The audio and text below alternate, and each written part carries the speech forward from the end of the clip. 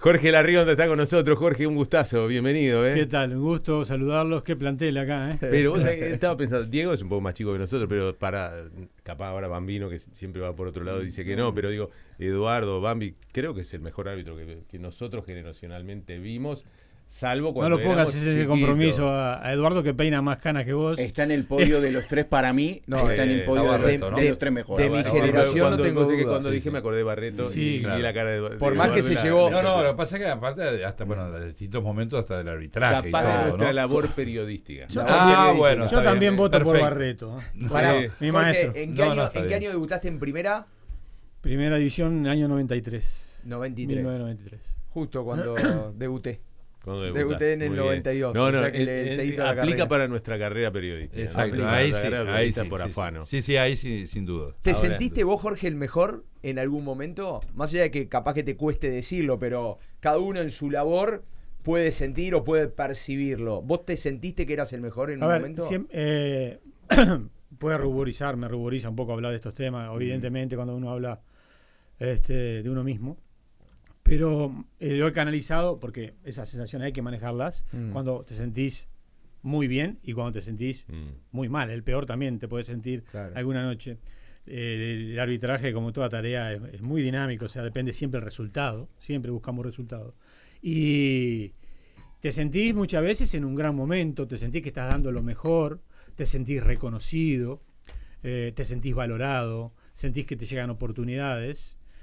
No necesariamente compararse incluso con compañeros que convivimos generacionalmente. Nosotros siempre hemos dicho que no es fácil comparar a los árbitros, que no compiten, pero no compiten al mismo tiempo, ni dirigiendo el mismo partido. Entonces muchas veces lo que te sucede en un partido que marca la diferencia no le sucede a otro, y a veces eso te potencia para bien, dependiendo de la decisión, la performance, o te complica una carrera. Entonces es muy difícil comparar, porque ahí es como en el fútbol también lo ves, o sea, ves gente con un potencial enorme que no llega, y gente que de repente no tenía tanto potencial, pero con dedicación, esfuerzo y un poquito de fortuna, logró de repente mayor valoración que aquellos que tenían mayor capacidad técnica. Entonces, Pero hubo lo una de noche- mejor o peor a mí nunca me gustó. Está bien. Me gusta así decir que hubo momentos en mi carrera donde me sentí que podía dar lo mejor de mí y me sentí reconocido. ¿Y cuál fue el día que te sentiste que eras el peor? Bueno, eso, el árbitro lamentablemente siempre está muy apegado a las decisiones, ¿sí? Entonces, y muchas veces eso sirve de excusa para nuestra autoprotección, en el sentido de decir, ok, hoy me comí un penal que incidió en el resultado, pero tuve otras 100 decisiones y nadie las mira. seguro. Y no las van a mirar, porque lo que realmente importa es cuando vos tenés una decisión que afecta negativamente y tiene que ver con nuestra función. Lo demás puede ser muy positivo. Mirá, yo un día llegué Barreto era mi profesor, ¿no? Entonces Barreto me llamó, estaba en mi época de formación todavía. Jorge, con el reporte, porque antes el reporte era papel así. Jorge, Sí. acá el veedor, o sea, el puntaje es muy bajo, te comiste un penal, no marcaste un penal muy claro en el minuto al final, ¿no? Que decide el partido. En esa época no había televisión ni nada, o sea, no había manera de confrontar Claro, es decir, evidencias, entonces podías tener razón el veedor o no. Pero mi respuesta no fue en función de esa jugada, que fue instintiva, mi respuesta es, pero yo cobré 3 penales en ese partido. ¿Cómo fueron? Y el veedor no los había reportado. Y eso quizás me salvó la posible sanción que yo podía haber tenido ahí, porque el error omitía 3 penales, capaz que también estuvieron mal cobrados, pero quizás también, como estuvieron bien sancionados, y a veces la gente piensa, era muy fácil de cobrar. Claro. Entonces, ¿entendés lo que quiero decir?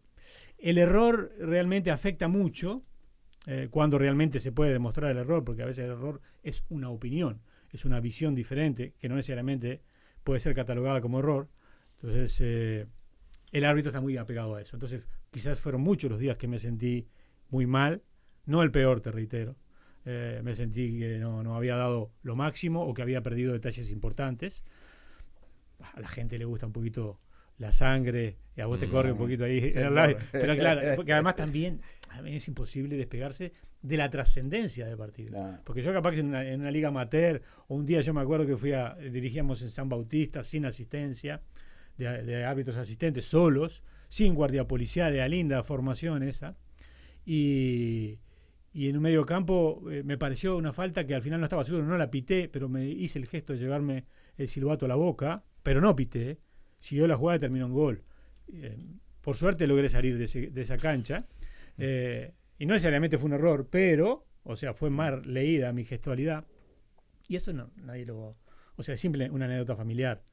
Pero, si te hablo de la situación en el Mundial, donde no vimos una pelota que picó claramente dentro, bueno, la gente... ¿Te mortifica todavía eso? eso? Lo marca. ¿Te marcó? ¿Cuánto tiempo te marcó en tu vida que no te podías sacar esa jugada de la cabeza? No tanto. ¿No? Ustedes ayudan a recordármela. No, cada no, vez que nos claro, encontramos. sí. Yo estaba hablando de Rubén Sosa, que siempre que nos llevó al Mundial con una actuación fenomenal, y él siempre me decía, y siempre me pregunta de ese Mundial que erré el penal. Y claro. ¿Por qué no dejas de preguntarme? Claro. No, pero no me molesta. A veces, claro. Pero pará, arrancamos con elogio diciendo que fuiste el mejor. No, pero estamos hablando sanamente, ¿no? Yo no estoy criticando. Digo que también nos pasa a nosotros, porque a la familia, a los amigos, Claro. vos, cuando te acordás de algo, A te todos acordás nos de afecta. aquel momento, ¿sí? Y también hubo momentos muy positivos que la gente y ustedes también valoran mucho, y siempre se los agradecí, porque la prensa, sabemos el poder que tiene, en el sentido de cuando valora positivamente un deportista o una performance, la que fuera. De manera que yo en ese sentido también siempre tuve buen trato con el periodismo, no lo critico, tiene eso función, y está bien preguntar. Lo que digo sí que después de un debido proceso de sanación, por llamar de alguna manera, esto viene solo cuando alguien pregunta, no solamente la prensa, amigos o alguien vinculado, pero si no ya es algo que, bueno. Claro, uno tiene que está en el sacar, cajón, ¿no? sí, Porque si no, cargas toda la vida ese tipo de mochilas. Claro, por supuesto que vos ahí hiciste un detalle. Hoy día nosotros aprovechamos la posibilidad de tener imágenes en televisión para pasarlas 1000 veces y opinar y ver y incidir y tratar, además con esto de un tema de interpretación, hoy se abre el espectro, ¿no? Lo que hoy muchas veces venimos a analizar y bueno, como es de interpretación, el árbitro tiene razón, yo que la analizo tengo razón, el hincha que la protesta tiene razón, entonces como que es otro mundo, ¿no? Traspolar lo que vos vivías. Y bueno, el periodista lo dijo o el vedor lo dijo, entonces fue penal, ¿no? Sí. Y Yo te los diría demás que- ni siquiera lo sí, vieron. Yo te diría de todas maneras que esa época de la interpretación personal del árbitro o de quien fuera que analizara una jugada, pero el reglamento siempre le dio esa potestad y le Claro, sigue dando al claro. árbitro, pero yo te diría que esa visión es ya un poco de una generación pasada. Por ejemplo, mi generación, donde el árbitro y su visión del juego y su valoración, su sensibilidad para entender contactos o diferentes situaciones de juego, tenían mucho más peso. Por supuesto que también había un trabajo técnico del entorno, pero tenía mucho más peso la impronta personal y era lo que distinguía a uno del otro, o sea, su capacidad de adaptarse al juego y de estar a nivel con las expectativas. El árbitro tiene que cumplir con expectativas. Claro. Si el árbitro no es aceptado en el campo de juego, si el árbitro no es valorado desde afuera y reconocido como autoridad, que la mayoría de las veces acierta, Sí. es muy difícil desarrollar una tarea. Hoy, sin embargo, yo te diría que si bien la regla sigue dándole esa potestad al árbitro, todos los lineamientos que salen desde la Comisión de Árbitros de FIFA van hacia una dirección donde las decisiones puedan ser más consistentes, no tan en función de la interpretación personal, sino de una valoración en conjunto de equipo, que hoy es más factible poder lograr debido a la llegada de la tecnología. Esos replays que durante 20 años fueron manejados únicamente por los medios para analizar, hoy el árbitro también los tiene a disposición para decidir. Claro. Y este ha sido un cambio tremendo Claro. en el juego. Algunos lo aceptan, a otros los disgusta un poco, pero le ha dado al árbitro la posibilidad de minimizar sus errores. Eso es algo indiscutible a mi juicio. Antes de meternos en este nuevo mundo del arbitraje, me quedó cuando recién Diego te consultaba si te sentías el mejor, si fuiste el mejor. Ahora, en esos buenos momentos, y de acuerdo a tu experiencia personal, cuando un árbitro siente que está andando bien y eso, ve las cosas con otra claridad en la cancha? Es decir, se siente, la seguridad le permite ver todo con mayor tranquilidad para tomar la determinación acertada. No sé si es un proceso consciente, pero tiene mucho que ver con la confianza. La confianza en el deportista, uno lo ve, que la mentalización y estar en una fase positiva, digamos, ayuda. No entiendo muy bien la razón, no sé el por qué, no soy un especialista en esto, pero estar en un ciclo positivo muchas veces desde la confianza te aporta en términos de coraje para decidir. Claro. ¿Sí? Porque el árbitro, en la medida que, y hoy es algo con lo que tiene que luchar aún más el árbitro, porque la incidencia de la tecnología le da la oportunidad de al final tomar la decisión correcta, pero también le está marcando quizás con algunos árbitros un error grave por partido. Claro. Entonces eso puede lesionar la confianza del árbitro, porque si sanciona un penal hoy y me llamaron para corregirlo y no era, y mañana, la semana que viene, pero al final la decisión fue correcta, pero en el inconsciente... O sea, hubo justicia deportiva, que es lo que se busca, pero en cuanto al desempeño del árbitro, y bueno, queda en duda. Exacto. O queda expuesto. El árbitro cometió un error. Claro. Y al árbitro, si la situación debió ser valorada y se entiende el equipo técnico de que el árbitro tenía las herramientas y los elementos para decidir correctamente, el árbitro paga ese error en su puntaje o en su calificación. Debería hacerlo. Entonces, y cuando digo pagar, digo no necesariamente es una suspensión.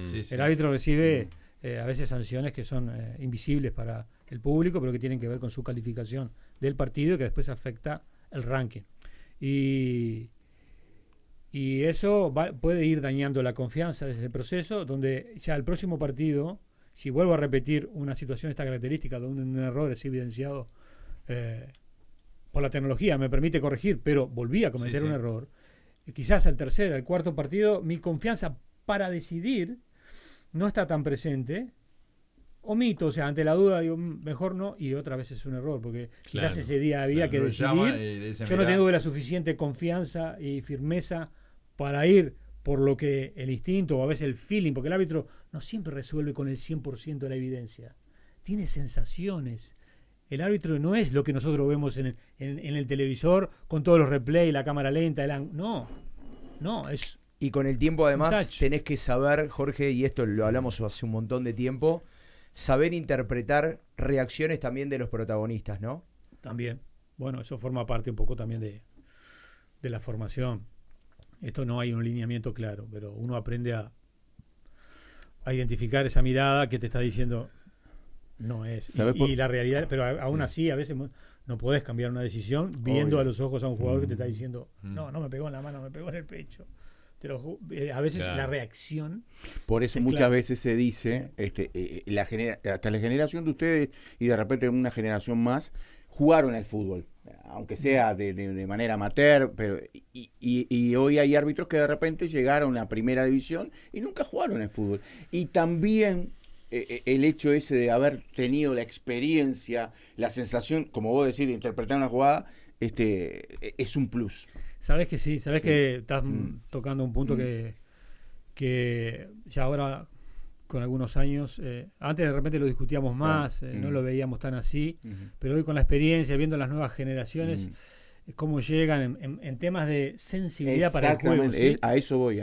Capaz que en otras áreas, en el manejo de la tecnología, en la preparación física, llegan mucho mejor que nosotros, pero en este tema del fútbol, del juego mismo, jugar el picadito en la calle, que era tan frecuente para nosotros, y entender lo que es el contacto físico, cuándo sancionar, cuándo no, cuándo hay una acción deportiva de ir por el balón, cuándo hay una acción de mala fe, que era lo único que nos violentaba en el campito, era la mala fe, porque hay que recordar que nosotros venimos de una época donde las faltas solo eran sancionadas si el árbitro las entendía intencionales, o sea, a propósito. Cualquier otro contacto por la disputa del balón, falta.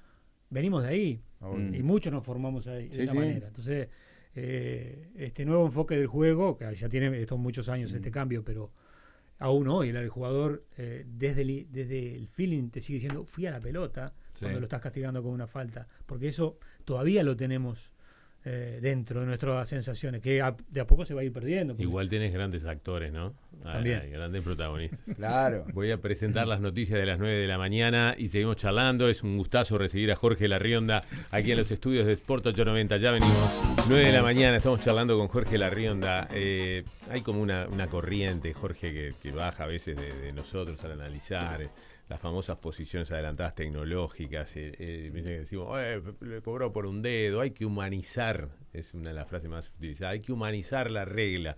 Yo tengo la sensación que no vamos hacia humanizar, vamos hacia robotizar la regla cada vez más. en este sentido, del fuera de juego, la regla nunca fue muy humana No. en aspectos de cómo valorar la posición adelantada. O sea, es una discusión que no es nueva y que en nuestras épocas donde también se sancionaban posiciones milimétricas si era posible, a veces hasta fortuitamente por parte de los asistentes que tenían una gran calidad ojo que tenían, para valorar en aquel momento situaciones ya solamente por la práctica que tenían y la experiencia. Pero yo recuerdo que desde los medios, y no es un ataque, Diego, a los medios, pero desde los medios que hoy con la era tecnológica critican esas posiciones que se sancionan por tecnología, nos colocaban el Televín, el Telerep, eso es para valorar, incluso con líneas que, bueno, es muy difícil entender si realmente están bien trazadas o no. Igualmente yo creo que hoy criticamos más la regla de la posición fuera de juego cuando verdaderamente un jugador quiso sacar ventaja deportiva y no, como marcaba Roberto, si estaba adelantado por un dedo o por un poquito del hombro. Criticamos más la regla que a veces la decisión. No, por supuesto, sí, estamos hablando de eso. Y la regla, lo que te decía, desde tiempos ya largos en el juego, es muy difícil desde el punto de vista humano.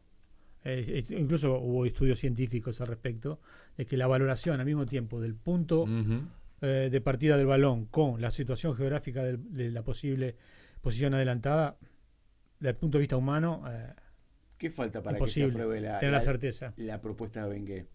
Está en etapa de estudio, seguramente ¿Vos sos optimista en esa? se van a ¿O tiene mucha contra? Bueno, no sé, no sé realmente si hay procesos técnicos que ya han habilitado ahora la posibilidad de la prueba, quiere decir que hay una aceptación más o menos generalizada de que podría ser una variante que afectara positivamente el juego.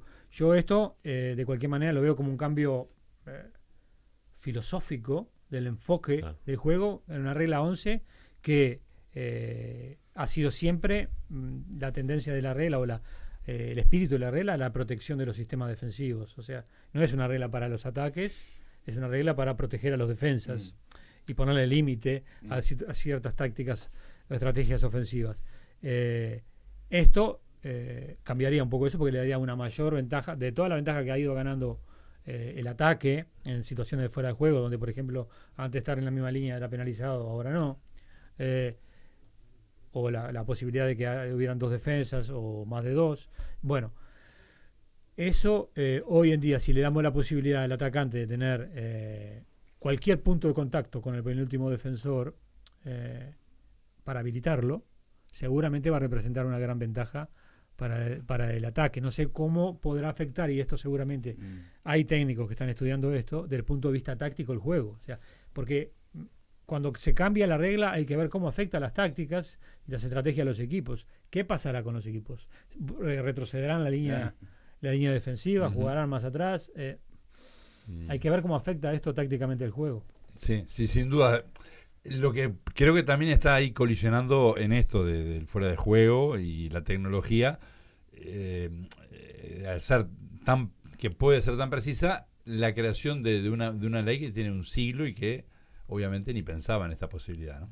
Y que seguramente pensaba en esa visión mucho más clara del delantero adelantado que la de hoy en día, ¿no? Claro, es que muchas veces lo que llega a confrontar con la regla es el espíritu del juego. Ahí está. Entonces es posible, y siempre en esa lucha entre el espíritu y la regla hemos visto históricamente que el espíritu al final se impone. Esto ha sido históricamente así. Entonces quizás tiene que ver un poco con eso, de que en el espíritu estaba esa posición adelantada que realmente representara una ventaja, aun cuando Yo reitero que de repente 5 centímetros en el medio campo no es una gran ventaja, pero 5 centímetros a un paso de definir sobre el punto penal puede representar una ventaja. Entonces es un tema siempre discutible. Sí. Hay técnicos que están estudiando eso y que sin dudas esto seguramente se va a experimentar en alguna competición antes de, Claro. de ser ley oficial. Jorge, con respecto al protocolo VAR, ¿no? ¿Qué cosas sentís que deberían ajustarse a cómo se maneja el VAR en el día de hoy? Bueno, lo que hay que entender es que el fútbol pidió al final mucho más de lo que se pensaba que iba a pedir. O sea, la resistencia que había el día antes de iniciar Rusia, porque hubo experiencias previas, hubo experiencias en ligas, pero la prueba de fuego fue el Mundial en Rusia. Donde funcionó bien. Ok, pero ¿qué pasó? Incluso hubo un ajuste durante la propia competición en el enfoque que los árbitros le daban a las situaciones de juego para valorar o no un error, como el protocolo aún marca hoy. Vos hablas de protocolo, error claro y obvio para interferir con la decisión de un árbitro. ¿Qué es claro y obvio?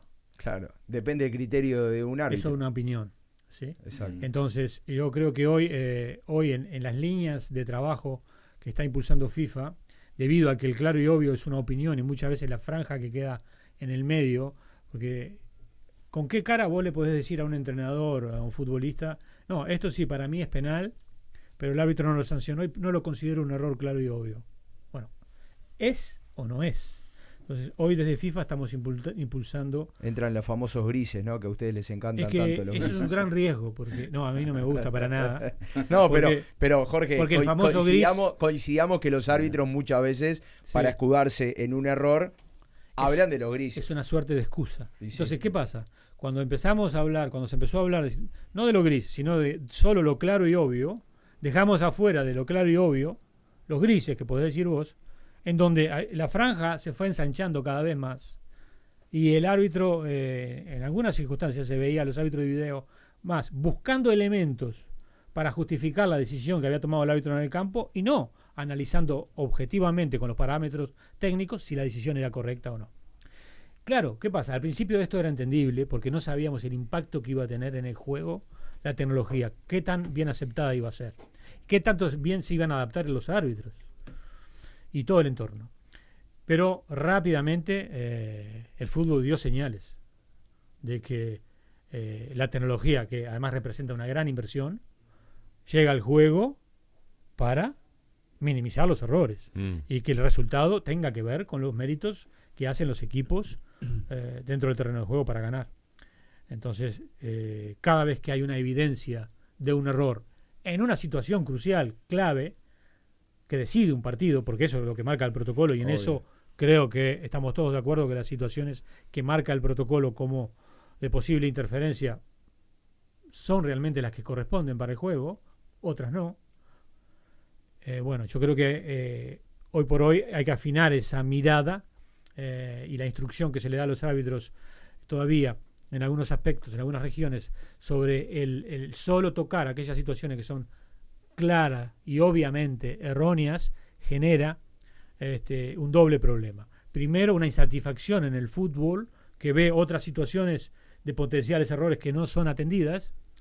Y segundo, que esa gama de grises que vos mencionabas se empieza a ensanchar incluso dentro del equipo arbitral y genera un impacto aún más negativo cuando se ponen situaciones como grises cuando no lo son, cuando desde el punto de vista conceptual deberían ser prácticamente 100% claras. Sí. Entonces, perdón, te digo, sí. hoy hay que trabajar en lo conceptual, en el criterio de análisis para la toma de decisión.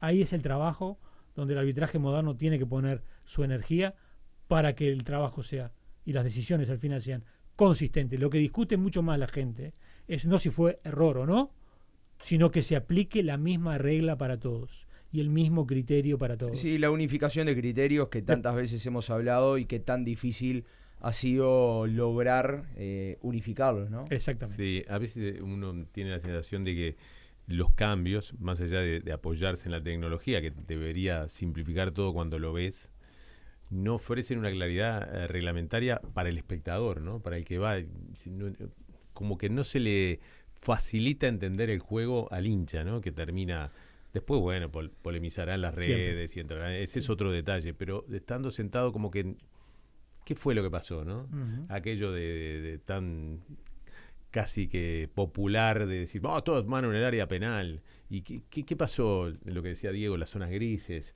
los famosos trazados de línea. Ni hablar que Uruguay es un capítulo aparte, porque antes que viniera vos estábamos discutiendo que si hay un parlante que impide el trazado de línea, si hay una rama que impide el trazado de línea, si hay una cámara que no está a la altura, y bueno, viejo, algo va a salir mal y le echamos la culpa al software y todo lo demás. Pero no hay una corriente o no se preocupa FIFA en hacerle sencillo de entender el juego al hincha, al que no está tan nutrido de la letra fría del reglamento. Tocas un aspecto clave, la comunicación hoy, o sea, tiempos modernos es clave.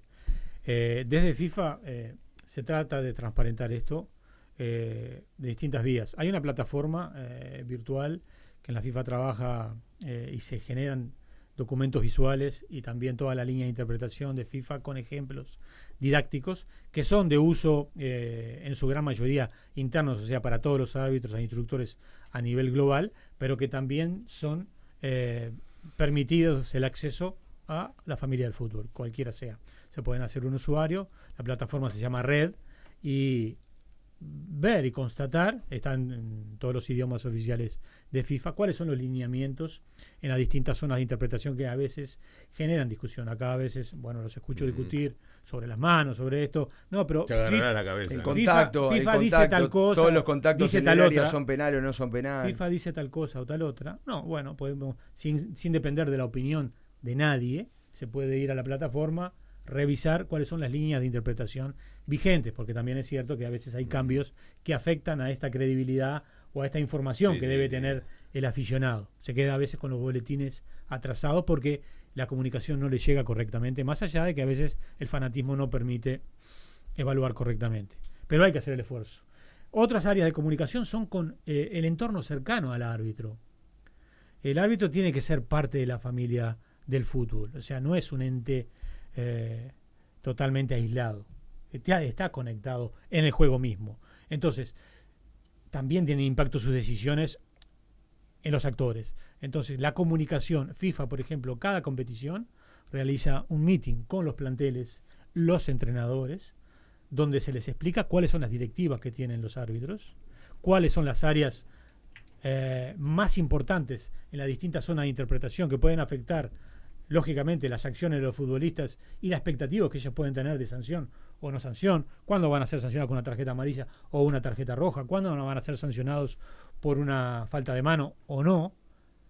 Claro que no se hace un gran curso, pero se dan los lineamientos más importantes para que el primer actor, el futbolista y el entrenador, entiendan cuáles son las directivas y sepan qué esperar de la decisión de un árbitro y tengan más elementos a la hora de discutirla, analizarla e incluso poder aceptarla. Jorge, Sí. ¿ves fútbol uruguayo Sí, claro. dentro de tus posibilidades cuando no estabas viajando?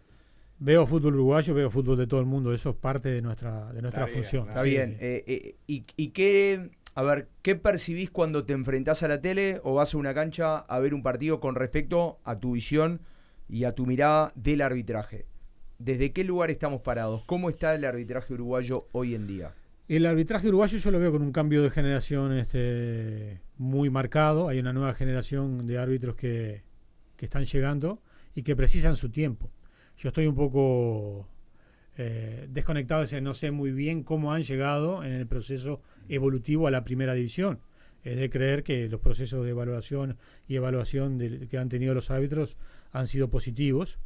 Y bueno, están un poco expuestos los árbitros en ese sentido hoy, porque las nuevas generaciones llegan a hacer experiencia en partido. momento, Claro. yo reitero, mi experiencia personal, llegar a primera división provocó un impacto en mí de la posibilidad de autoevaluarme a la noche en el informativo con la posibilidad de ver imágenes. Y yo creía que había visto de una manera y llegaba frente al televisor. Primero, desde el punto de vista de posicionamiento, por ejemplo, no me veía en el cuadro de imagen. Digo, ¿esto cómo es posible? Si yo estaba Claro, cerca, claro. creí estar cerca, Sí. no lo estaba. Entonces, hoy se le suma a esto todo el proceso tecnológico que más allá de que los árbitros realicen capacitaciones, simulaciones, entrenamientos, no es lo mismo. Entonces, la vivencia real del árbitro enfrentándose a la posibilidad del error y la posibilidad de autoevaluarse al instante, luego de haber tomado una decisión, porque además nosotros intrínsecamente tenemos en la formación del árbitro la personalidad, el coraje de defender una decisión. Y el árbitro que enfrenta a los jugadores, defiende una decisión y marca una línea, y al momento que lo llaman debe corregirse. Entonces, manejar estos procesos, no soy un entendido en el aspecto psicológico, pero hemos visto que tienen impacto en la performance de los árbitros, en su confianza y en la posibilidad de volver a decidir con autonomía momentos después. Entonces, es todo un proceso de formación que lleva su tiempo y que al mismo tiempo te digo, estamos hablando de los nuevos jóvenes, pero te digo que siguen habiendo árbitros a alto nivel en el continente que se los ve dirigir. Hay árbitros uruguayos como Matonte y Gustavo Tejera que forman parte del grupo que estuvimos la semana pasada en Buenos Aires con un seminario regional evaluando las posibilidades que los árbitros tienen de llegar a las competiciones FIFA de este año. Bueno, están en el grupo. Uruguay tiene 2 árbitros en ese grupo. O sea, hoy Matonte y Tejera están bien perfilados para llegar.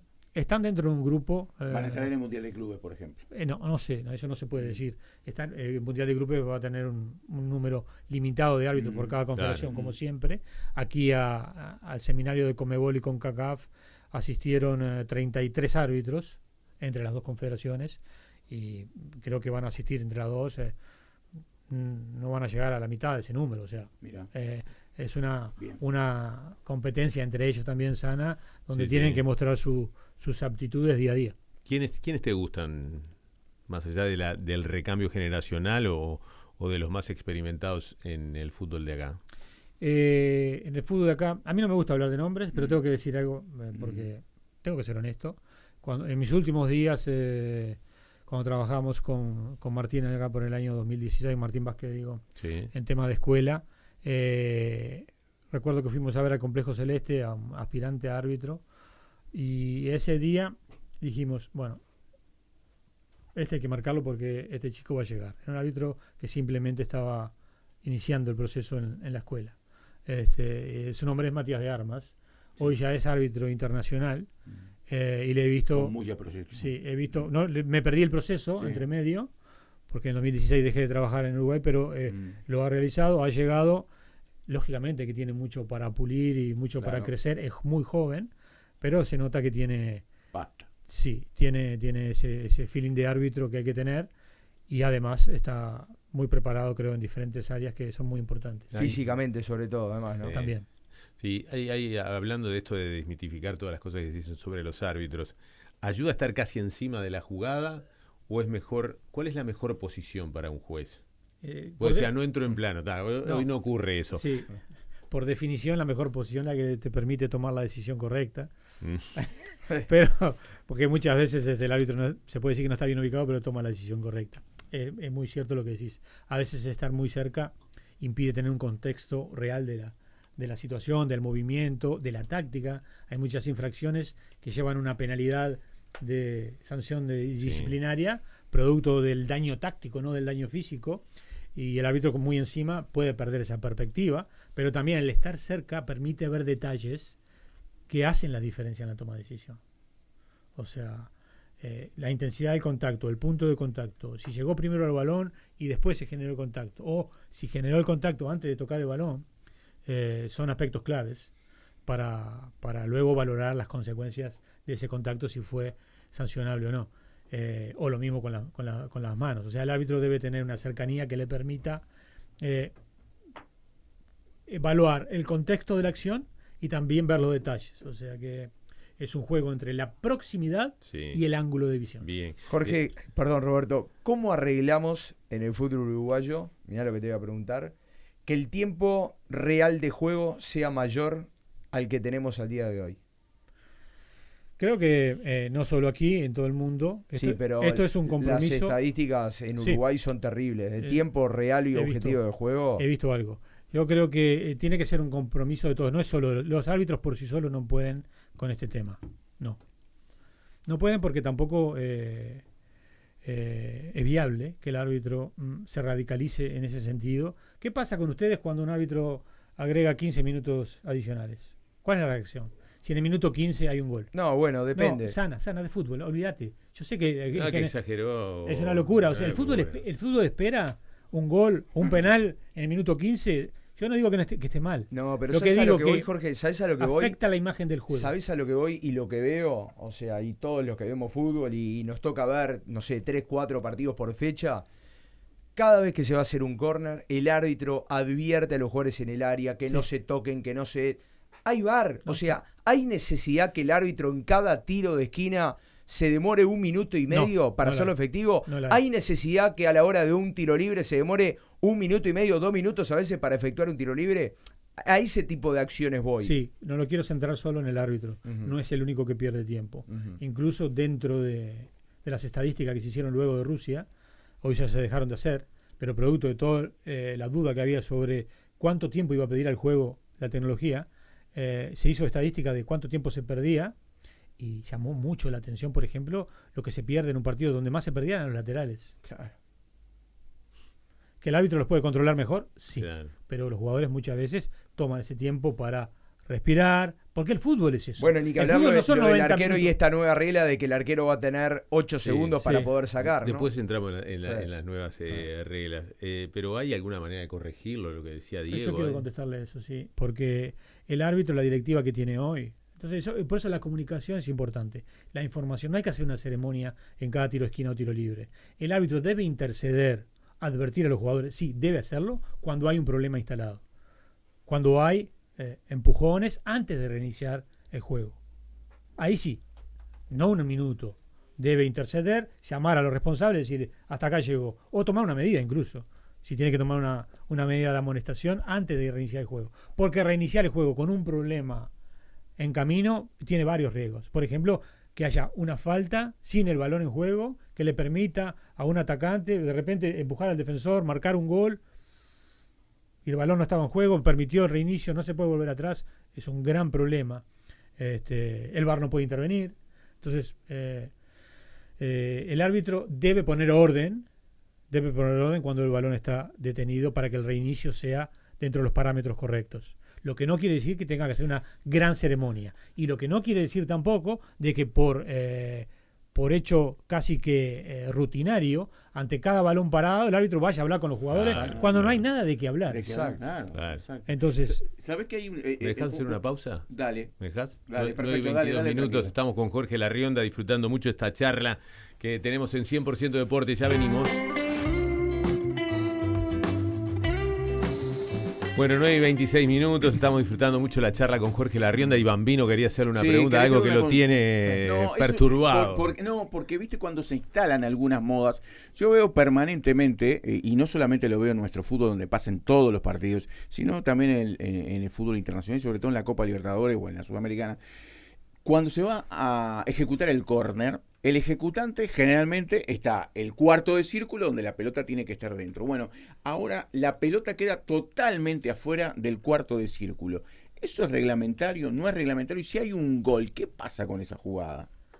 no, obviamente que la pelota tiene que estar dentro del diámetro ahí del cuadrante. Cuarto del círculo. Cuadrante esquina. Hay que saber también que la pelota incluso puede estar apoyada afuera, pero con parte de su circunferencia tocando una de las líneas y está considerada dentro. Yo no lo he visto mucho, te decía, pero lo has visto, digo. Pero es algo que trabajamos con los árbitros porque es una situación de riesgo. Claro. En el trabajo de equipo, el cuarto árbitro que está sobre esa zona o el asistente que está sobre esa zona para advertir al árbitro, si es que el árbitro no lo ve, porque también es responsabilidad del central ajustar un poco su posición a la hora de verificar el balón, o incluso el árbitro de video, que con la tranquilidad de estar mirando las cámaras puede alertar un mal posicionamiento del balón.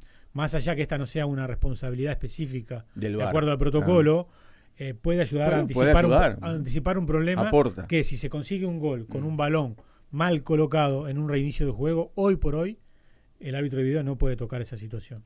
Entonces es algo Que apunta que es un algo gol. que se tiene que trabajar, y esto es un Exacto. concepto muy importante para el arbitraje moderno, es la anticipación. O sea, los equipos arbitrales no pueden trabajar en función del día después, cuando me pasó algo, entonces claro. ahora me pasó esto, lo voy a ajustar. No, porque eso es dramático. Exacto. Porque si te hacen un gol con una pelota afuera del cuadrante de esquina y a partir de mañana nos ponemos rigurosos con eso, ya hoy es un escándalo, es Claro. hoy.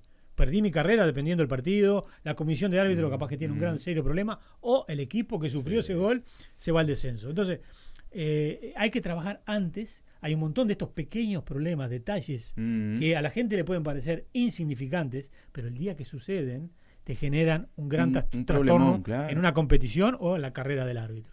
Jorge, a un año y poco más del próximo Mundial de la FIFA, ¿qué cosas diferentes podemos llegar a ver desde lo tecnológico? En Qatar vimos la posición fuera de juego automática, Sí. que le da por lo menos otra facilidad incluso al árbitro, luz verde y luz roja, ya sabiendo por lo menos segundos antes de que estaba fuera de juego. ¿Qué cosas distintas podemos llegar a ver el año que viene? La tecnología siempre te termina sorprendiendo, ¿no? O sea, la velocidad con que hemos llegado a la detección automática del fuera de juego ha sido fabulosa, la verdad. No soy un experto que domine el tema tecnológico, pero la experiencia me dice, necesitamos 60 cámaras, ¿no? Sí, la en cada partido exacto, para tenerla. Sí. La experiencia me dice que seguramente se siga innovando. Hoy estamos con una pelota que también permite con el chip verificar exactamente el punto de contacto, porque esto es algo que también influye mucho en la valoración final de una posición adelantada.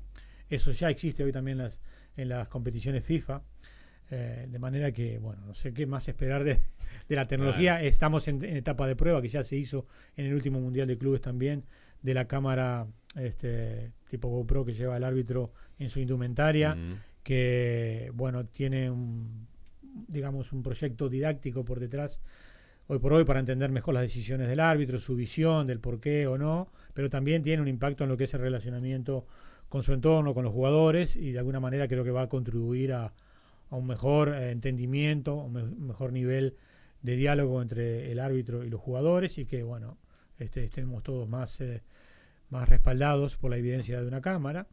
Y esas son las experiencias que se están haciendo ahora en términos de tecnología, como lo del fuera de juego, que también se va a experimentar. No sé si llegará a tiempo para la próxima Copa del Mundo, pero están en proceso. Lo que sí es importante, ustedes ya lo han visto, lo van a seguir viendo como primera vez en una Copa del Mundo, porque todas esas experiencias que hemos hecho ahora han sido de otro nivel, es el anuncio. Hoy hablamos de la comunicación. Sí. Y acá muchas veces se está discutiendo en todo el mundo, no solo acá, de que por qué no salen los audios, y un mes después se sigue discutiendo, a veces aparecen, a veces no, por distintas razones, pero la política que está desarrollando FIFA de que el árbitro, cuando realiza una revisión en el campo, o incluso cuando tiene un chequeo largo, prolongado, o sea, se detuvo el juego, se demora el reinicio, se eleva la expectativa. Claro. Entonces, ¿qué está pasando? Claro. ¿Qué están revisando?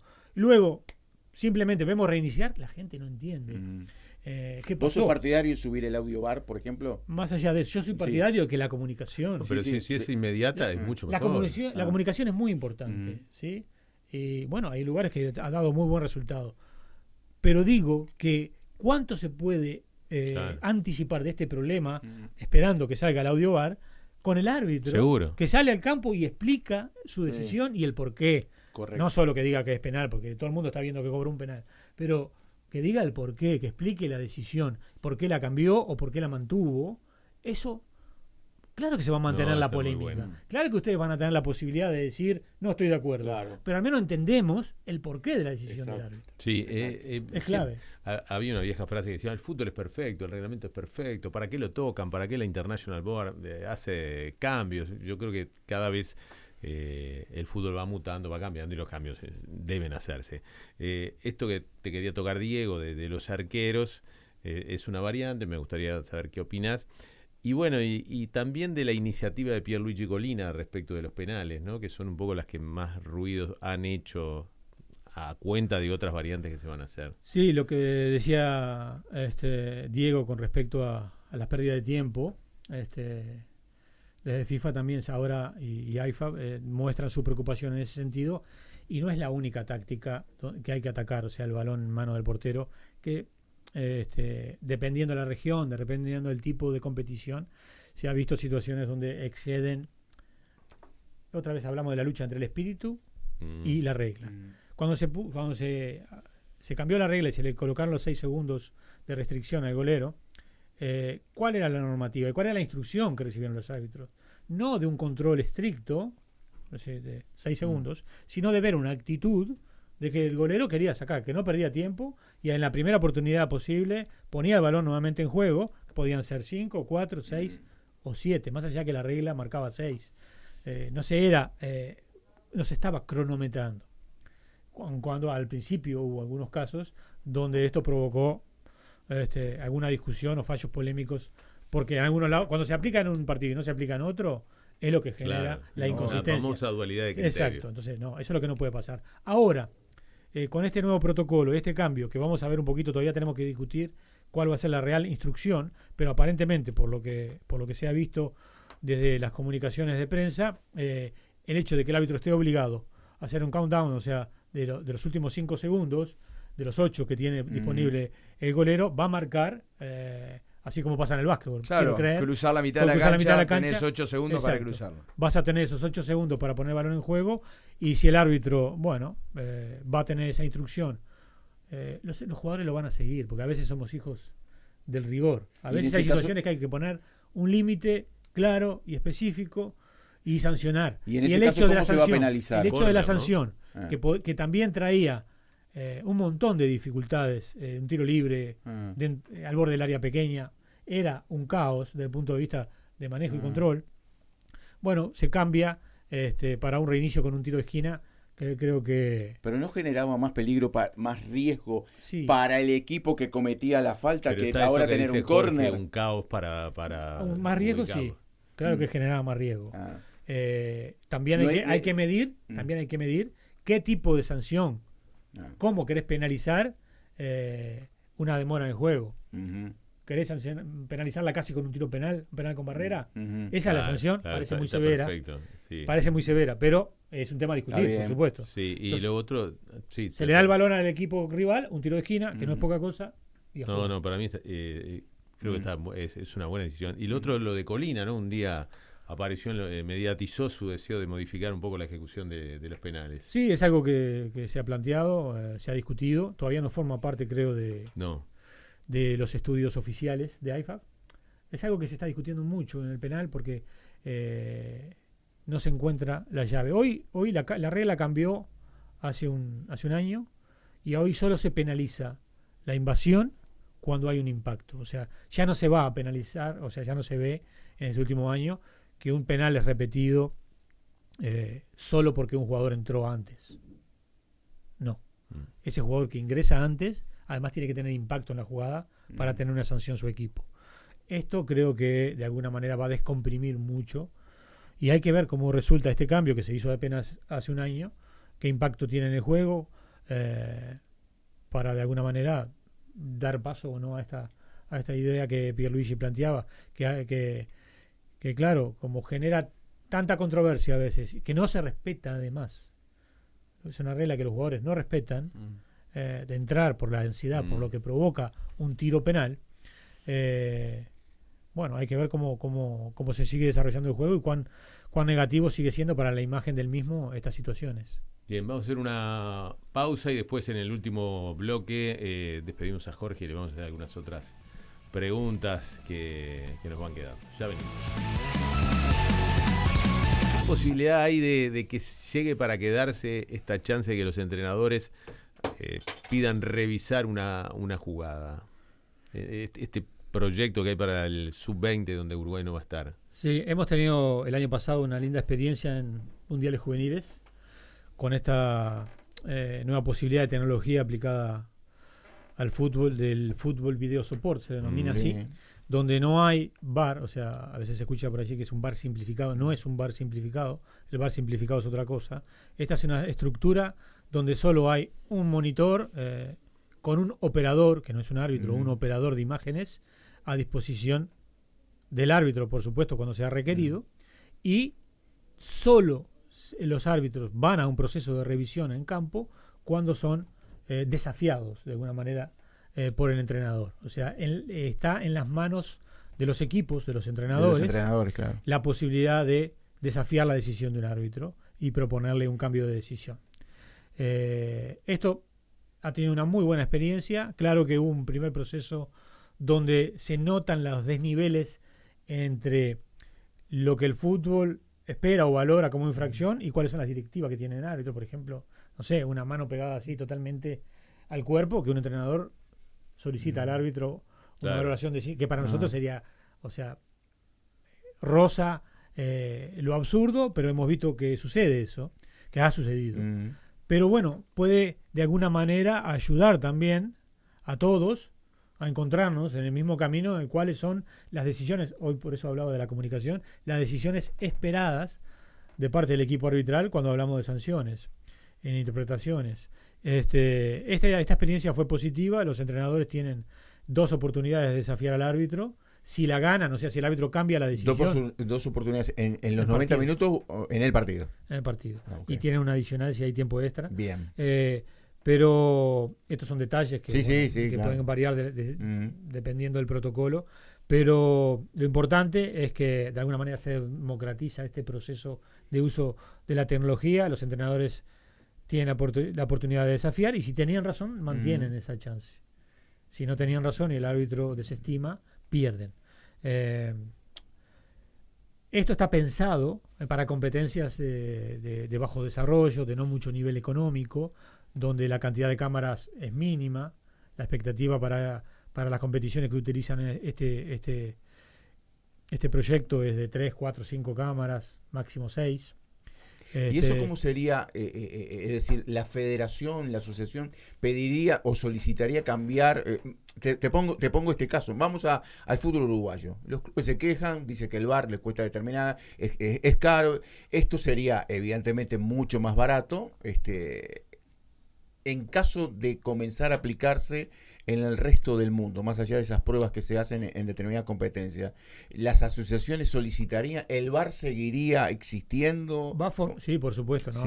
Yo de ninguna manera pienso en este momento que esto suplante al VAR. Bien. No viene para eso. Está. Viene para darle oportunidad A aquellas ligas no tan desarrolladas. Exacto. Bien. Donde no hay tanto nivel económico y también poder utilizar la tecnología.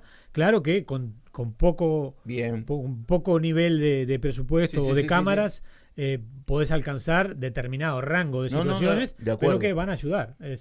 Van a ayudar por lo menos en situaciones, como decíamos antes, muy obvias, pero ayudan. Y en principio está pensado para ese nivel de competiciones. Lo que no quiere decir que durante el proceso se observe los beneficios de esta idea y que pueda integrarse o sumarse o fusionarse con la del videoarbitraje. Hoy por hoy no, corren caminos paralelos. Correcto. Bueno, nuestro activo director de cámaras, Manu Bolaña, que nos acerca una consulta, dice, en el rugby hay un canal donde va el audio del árbitro permanentemente, ¿no? Que se puede tener como referencia o no, o puedes escuchar lo que querés. ¿Puede haber algo que pueda asimilarse al fútbol y tener al instante, en tiempo real, lo que habla, decide un juez, o eso ya es demasiado meterse en la historia de los partidos? Bueno, hoy decía, la tecnología no termina de sorprendernos. Eso no sería una sorpresa porque ya está disponible, como dice... ¿Hoy se dice oyente también aquí en radio? No, él es él. Es él, el que sugiere. Él, bien, perfecto. El director. Bien, hoy ya está disponible. Nosotros tenemos el audio en vivo. Nosotros seguimos la performance de los árbitros en vivo, toda su comunicación. Creo que él lo dice para el televidente. Pero, si nosotros lo estamos siguiendo en vivo, eso es solamente conectarlo. Hoy no es posible. Hoy no es posible y no está autorizado. Correcto. Lo que no quiere decir que en el futuro esto se logre. Por eso decía que la comunicación es parte fundamental. Lo veo lejos, eso hoy no lo veo. Lo veo como una posibilidad, pero yo creo que ya es un buen paso, sería un buen paso que a nivel global se utilizara, que la comunicación en vivo en el estadio y a través de los medios, cuando un árbitro cambia una decisión, es muy importante para el entendimiento. Hace unos años con Conmebol, creo que después de tu generación, como que uno veía a todos los árbitros de Conmebol o los que tenían esa proyección y eran grandotes, con una capacidad atlética importante. Hoy como que ha cambiado ese paradigma y se ha vuelto de repente al árbitro que no es tan corpulento, al árbitro que de repente hasta es diminuto. Hoy hablamos, por ejemplo, Matías de Armas, es un árbitro de baja estatura como lo fue Cuña en su momento. Es decir, cambió ese paradigma de elegir en vez de Robocops. No, eso antiguamente, en los años 80, había algunos requisitos en ese sentido, pero hoy no, está totalmente abierto. A veces, por ejemplo, tenías que medir más de 1,75 para poder ingresar. Hoy no. O todos esos aspectos que tienen que ver o rozan a veces la discriminación, se tratan de evitar, o sea que las puertas están abiertas para todo aquel que pueda demostrar su capacidad para la función, más allá de sus características físicas. Por supuesto que los test y las evaluaciones físicas cada vez son más exigentes porque tienen que ver con la demanda del juego, pero no necesariamente están relacionados con la talla, el peso, etcétera. ¿Quién es el mejor? Perdón. Dale vos. No, le quería preguntar si él, tomando en cuenta su experiencia, aquel chico que está escuchando o aquel joven que está escuchando y tiene la duda, me meto al arbitraje, ¿vos qué consejo le das como un ABC, digamos, a aquel que quiere meterse en esto del arbitraje? Bueno, evidentemente este es un país que amamos el fútbol. O sea, todo aquel que ama el fútbol, que realmente lo siente como su deporte desde de cuna, digamos, que lo juega, que le gusta y que lo disfruta, yo creo que es un buen proceso iniciar la carrera arbitral. No quiere decir que tengas éxito, no quiere decir que llegues como un todo, claro, pero es un proceso de formación, es una escuela de vida incluso, en términos de valores, en términos de respeto. Deportividad, por supuesto, pero de valores incluso para la vida. ¿Cómo quiero ganar? Esos procesos son muy importantes. Nosotros teníamos un proyecto en su momento con Olivier Viera, cuando había falta de jóvenes que quisieran dedicarse al arbitraje. Habíamos presentado un proyecto donde las divisiones juveniles de todos los equipos presentaran 1 o 2 candidatos desde sus futbolistas qué bueno, para entrenarse como árbitro y cuando no juegan pudieran ser árbitros y arbitrarles a sus pares. Que además mañana, si tienen que dejar la función de futbolista, ya tenían iniciada una experiencia. Y fracasaron con tanto el éxito. No sé en qué cajón quedó, claro, pero era algo que lo visualizábamos como muy importante para el desarrollo personal, completamente de acuerdo. En valores, reitero, y que además le permite al deportista que sigue creciendo, cuando vos pasás de vestirte como futbolista a vestirte como árbitro, agarrar el silbato, cambia totalmente. Yo recuerdo mi primer partido que dirigí. Nosotros teníamos un equipo que se llamaba Pirineos, en la calle donde yo vivía, en la curva de Maroñas. Y yo jugaba con ellos. Pero un día decidí ser árbitro, hacerme el curso de árbitro. Y cuando ya estaba haciendo el curso, tuvimos un partido amistoso, recuerdo, en la vieja cancha de Villa Española, allá en Camino Carrales. Fue a jugar el Pirineo, no me acuerdo contra qué cuadro. Y yo me invitaron como árbitro. ¿Querés árbitro? Bueno, mis amigos esperaban que los beneficiara. Los rivales ya pensaban que estaban perdiendo. Y mi actitud fue trató de ser totalmente neutra. ¿Entendés? Entonces, esa formación, bueno, son mis amigos, sí, pero vamos a ganar como hay que ganar. No por una decisión arbitral. Y sin embargo, acá la cultura esa de ganar con trampa, la viveza criolla, el gol con la mano, o incluso el favor del árbitro, si es para mi equipo está bendecido, si es en contra, es todo un sistema corrupto. Eso son aspectos que hay que mejorar. Bueno, ya te voy a despedir, pero es inevitable preguntarte por qué estás fuera del sistema, ¿no? ¿Por qué no estás trabajando? ¿Por qué con todo este grado de sabiduría, de aporte, tu vinculación con FIFA, tu experiencia, lo que fuiste como árbitro, no estás en el sistema o en la estructura arbitral uruguaya? Yo creo que hay que respetar los momentos. Yo tuve mi momento aquí de trabajo en Uruguay, cuando inmediatamente me retiré en el año 2011, que fui invitado por FIFA. No era mi edad todavía de retiro, pero con el cambio de dirección en FIFA que asumió Máximo Busaca, me invitó. Y bueno, me costó decidir, pero entendí que a veces las oportunidades llegan en un momento y no sabes si vuelven a llegar. Y Bauzá, en ese momento, el presidente de la AUF, me apoyó desde el primer momento, me dio la posibilidad de trabajar desde el 2012 también en la Asociación Uruguaya de Fútbol, cosa que le agradezco mucho, y estuve hasta el 2016. Cumplí un ciclo, que además durante ese ciclo aumentaron mis responsabilidades en el exterior, tanto sea en ese momento como comisión de árbitros en Conmebol, comisión de árbitros en FIFA e instructor de FIFA. Luego dejé en el año 2020 la comisión de árbitros Conmebol, hoy estoy 100% dedicado a FIFA e insume mucho tiempo, realmente.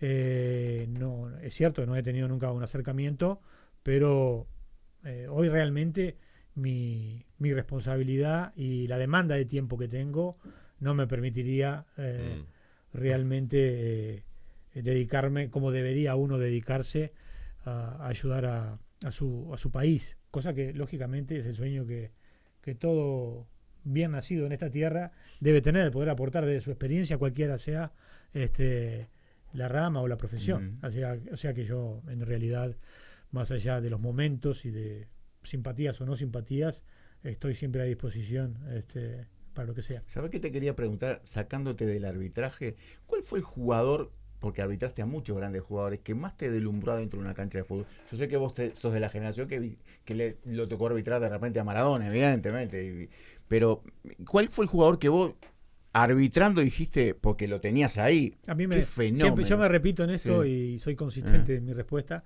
porque fue el que me impactó por lo que me exigía, ¿sí? Y fue mi debut en la Copa Confederaciones en Francia con Thierry Henry. Mirá.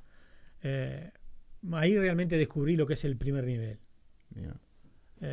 Pero no solo por su técnica, porque como decimos, por la técnica, la exigencia física, la velocidad, lo que exigía en velocidad, por supuesto a los rivales, pero a mí como árbitro, esto fue como un shock para mí, ese momento, en el año 2003 estoy hablando. Pero fue una experiencia, una vivencia por lo que me exigía a mí, como árbitro, poder llegar a tiempo. ¿Y acá en Uruguay? Acá la exigencia era de otro lado, ¿no? Del lado, yo llegué con muy joven, en el año 93, con 25 años a Primera División. Y recuerdo que mi primer partido en Primera División, en el Charrúa, convivían conmigo ahí Wilmar Cabrera, el Loco Acosta, el Chifle Barrio, el Quique Peña. Estaban todos ahí en ese partido. Y varios más, que seguramente les pido disculpas y me olvido. O sea, buenos nenes. Exacto. Cables que pelados. Alguno Cables pelados. quería ponerme la mano sobre el hombro para protegerme y que yo me sienta protegido y a la vez aliado de él. Y bueno, la exigencia acá era de otro punto de vista, ¿no? De hacerse, ponerse firme, conseguir respeto. Pero siempre tuve un buen diálogo. Por decir uno, Bengochea era de los jugadores que siempre me sorprendía por su fineza conceptual en temas futbolísticos, que tenían que ver con la regla y que muchas veces podían poner en falsa escuadra, en un problema al árbitro, porque él conocía muchos aspectos de la regla y trataba de aplicarlos. Y a veces el árbitro, o un reinicio rápido, a veces querés manejar, gestionar de otra manera el partido, y cuando hay jugadores que saben los derechos que tienen y los derechos que le da la regla exigen. Y que lo que el árbitro debería hacer, te exigen. Muy bien, te voy a despedir con este obsequio de Farmacias Pigal para vos. Muchas gracias. Que lo disfrutes muy mucho. Amable, muy amable. Bueno, aprovecho para contar que Farmacias Pigal está disfrutando del mes de Eucerin. ¿Qué significa esto? Escuchen bien. Hasta el 31 de marzo toda la marca con 25% de descuento, y a este descuento se le suman los descuentos de las tarjetas. O sea, impresionante todo esto que pueden conseguir en Farmacia Pigal. Jorge, un placerazo. No, por favor, les agradezco mucho la invitación. Y bueno, estamos aquí. Cuando se retire el árbitro, ¿tiene que contar de qué cuadro es hincha? ¿O no? ¿O eso va siempre? Eso es un criterio personal. Acá nos creamos de fútbol uruguayo. O sea, nos conocemos todos. Nos conocemos todos. Pero lo que sí es cierto, que si abrazás esta tarea, como la de ustedes, pienso que será similar, con la dignidad que la merece y la aprendés a amar. Yo empecé en el arbitraje con 17 años, con 18 años empecé el curso. Te cambia totalmente. ¿Sí? Te cambia totalmente. Muy bien, bueno. Así que lo recomiendo como experiencia. Gracias, Jorge. Un gustazo.